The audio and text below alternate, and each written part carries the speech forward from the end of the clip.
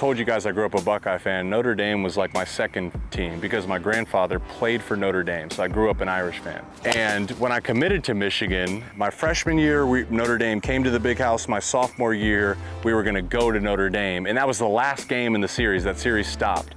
So when I committed, I circled week 2 of 2014, we're going to Notre Dame.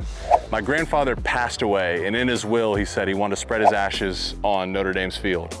You'd be surprised that that is a very commonly asked thing. I was gonna say, are they allowed to do that? But Not allowed to do it. Notre Dame says no.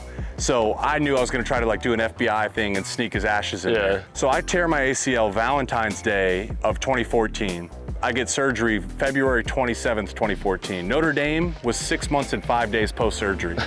So the trainers were like, I told him, I was like, listen, I have to play in this game. Adrian Peterson came back in 6 months, so I knew it was possible. Could do it. I was like, I can do this. And they're like, hey, listen, man, I just want to set your expectations properly. You're most likely going to redshirt. If you do play, it's probably not until conference play. Right. I'm like, cool, that's fine, but just so you know, I'm playing in this game. Bro, I'm telling you, I hit every single milestone. After I got off my crutches, I didn't even need to ice my knee. I wouldn't even ice my knee after training. It just went like steady. Every week I was getting better and better and better and better. Well, wouldn't you know, dude, I played in that game.